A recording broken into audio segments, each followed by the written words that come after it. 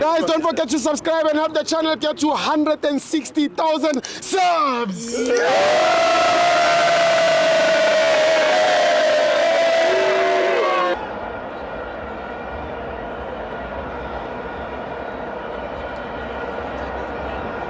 Welcome to Amavenza TV. It's the CAF Confed Cup. Kaizer Chiefs 3, Simba 1. I'm joined by Ubaba Umtung. Mntaka baba. Yebo. Awamama nota walahlekanga. Yeah. Akhona. Yeah. No. Asithi namhlanje. Izolo ngitshelile masengale ngathi kusasa seDobsonville ngizobe ngiyosupporta unkosikazi.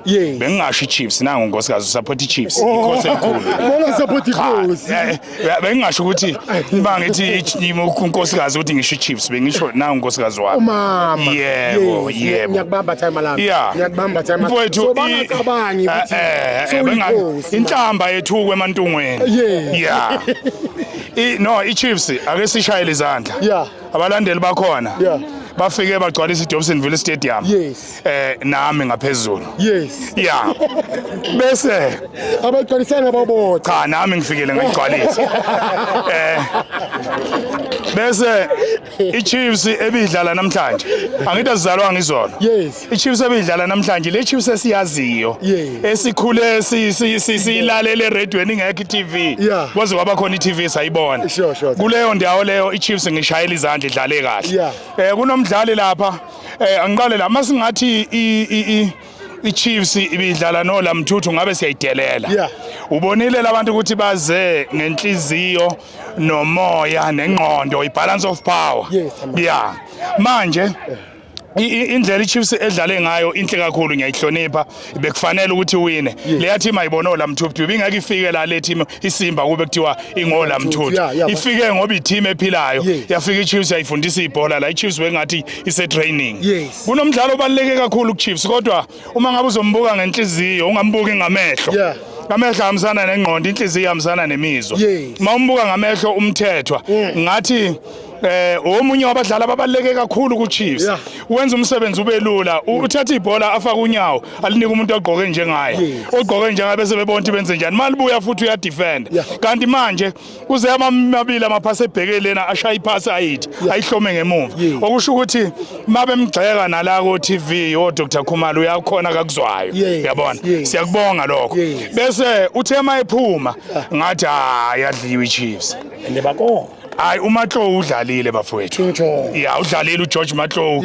isupporter leChiefs edlalela iChiefs elagqoka ijezi emva kokuwina iNedbank Cup inyanga yonke udlale kakhulu yamfana bese lapha kuChiefs sinomfana lapha ekuthiwa uAiden McCarthy odlala icenter back lo mfana ngiyanicela abalandeli beChiefs angiyisupport iChiefs mina ngicela ukuthi balandeli beChiefs ningezwe ngabanye abantu abasemaceleni lo mfana uyalazi ibhola kuphela ufike kabi iChiefs intenga udinga ukuthi abalandeli beChiefs bamsupport ngicabanga ukuthi uNasho Miguel namhlanje la ekade ehleli khona uthe mayibuka wabona ukuthi kufana nokuthi ngikhona egroundini muhle kakhulu yamfana uCross ilokhu ngazalwa ubaba noma akaze ngimbone enza iphutha kuze kube namhlanje serious lo mfana mdala loya ilokhu ngazalwa phela mdala kunami akaze ngimbone enza iphutha lo mfana muhle kakhulu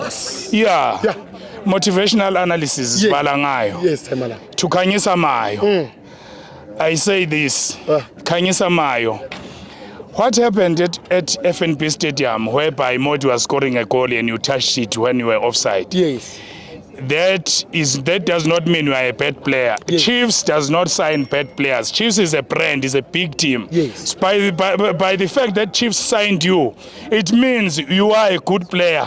Be proud and work. I remember in 1998, I don't want to ask where were you. I don't want to ask that. 1998, Kaizer Chiefs was playing Orlando Pirates, Bobsleigh Super Bowl. I think it was the semi-finals. I may be wrong and say it was the semi-finals, maybe it was the quarter-final, but it was between the quarter-finals and the semi-finals of the Bobsleigh Super Bowl. Dr. Khumalo dribbled the whole Orlando Pirates defense. Yes. Dribbled Kevin Lane, the last defense. Yes. Dribbled Williams Okpala. Yeah. And dribbled everyone, including himself, when he placed the ball over the net. When he was alone, it bumped over the net. Just like go over the net and wait it outside. Yeah. And Paul Dolezal, when he was asked, how did you see the game? He said, people, he asked me how we lost the game. People, he must ask the dog why he don't score. Yeah. Asho kanjani. But Dr. Kumano came back. Yeah. I remember the first game, I think it was against Bloemfontein Celtic, midweek. Yeah. He scored a goal. Yeah. And then he gradually worked his way back.